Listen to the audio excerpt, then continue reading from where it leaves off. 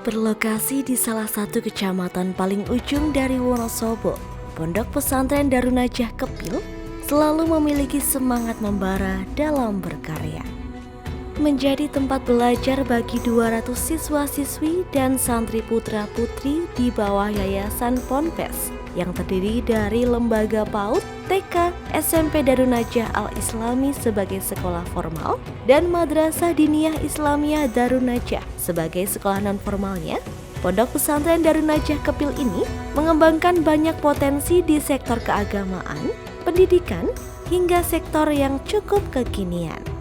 Fokus dalam dunia perfilman, Ponpes Darun Najah Kepil telah memproduksi berbagai short movie yang diikutkan lomba dan berhasil menyabet gelar juara di berbagai tingkat perlombaan bahkan hingga tingkat nasional.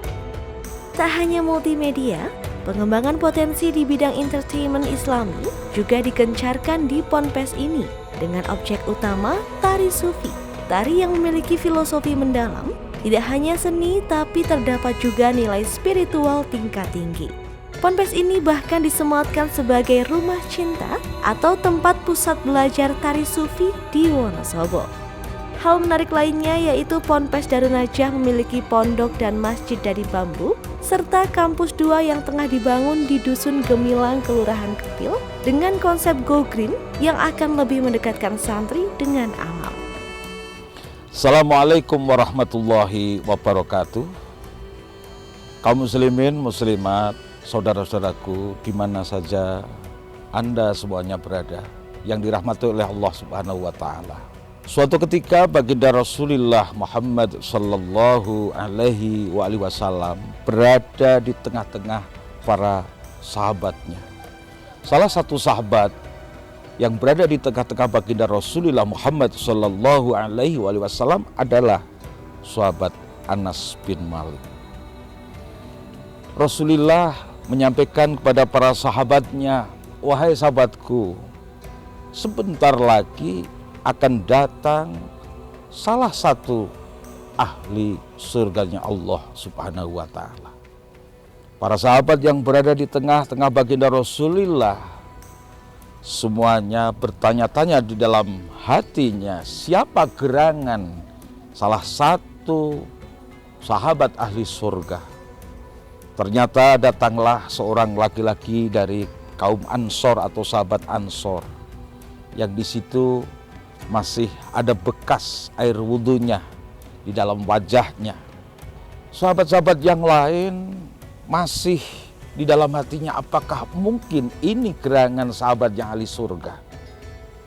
Di kesempatan yang lain, baginda Rasulullah juga menyampaikan, sebentar lagi akan ada salah seorang dari kita akan kedatangan ahlus surga atau salah satu ahlus surga.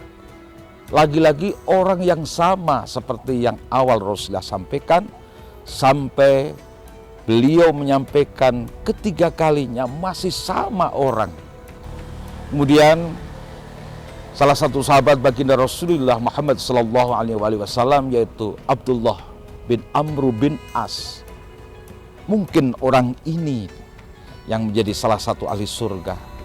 Maka diikutilah sahabat Ansor yang disampaikan oleh Rasulullah menjadi ahli surga ketiga kali. Kemudian sahabat Abdullah bin Amr bin As menyampaikan, "Wahai sahabat Ansor, saya dengan ayah saya sedang ada masalah. Perkenankanlah saya 3 hari untuk menginap di rumah Anda, wahai sahabat Ansor."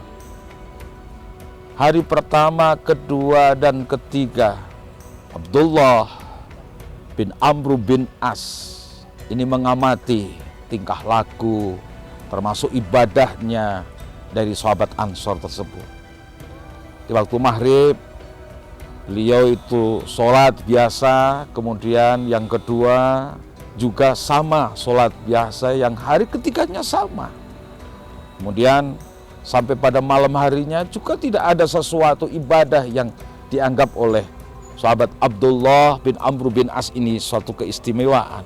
Sahabat Abdullah bin Amr bin As bertanya langsung karena saking tidak sabarnya, "Wahai sahabat Ansor, Saya lihat kamu ibadahnya dari pagi, siang, sore, dan malam. Ini sama umum dengan sahabat-sahabat lain. Saya lihat biasa-biasa saja. Tetapi kenapa Rasulullah Muhammad Sallallahu Alaihi Wasallam ini menyampaikan bahwa kamu ini salah satu dari ahli surga. Sebetulnya apa sih keistimewaan Anda, wahai sahabat Ansor, sehingga Rasul seperti itu? Kemudian sahabat Ansor itu menyampaikan, memang ibadah saya lemah. Tetapi selama hidup saya tidak pernah dengki, tidak pernah iri hati, tidak pernah menjadi orang yang pendendam, dan saya tidak pernah menebar fitnah. Maka Rasulullah Muhammad SAW mungkin menyampaikan seperti itu. Di antaranya yang kami alami seperti ini. Saudara-saudaraku semuanya, inilah hasanah yang bisa kita ambil dari cerita yang hadis itu diriwayatkan oleh sahabat Anas bin Malik. Wallahul muwaffiq ila aqwamit thoriq. Assalamualaikum warahmatullahi wabarakatuh.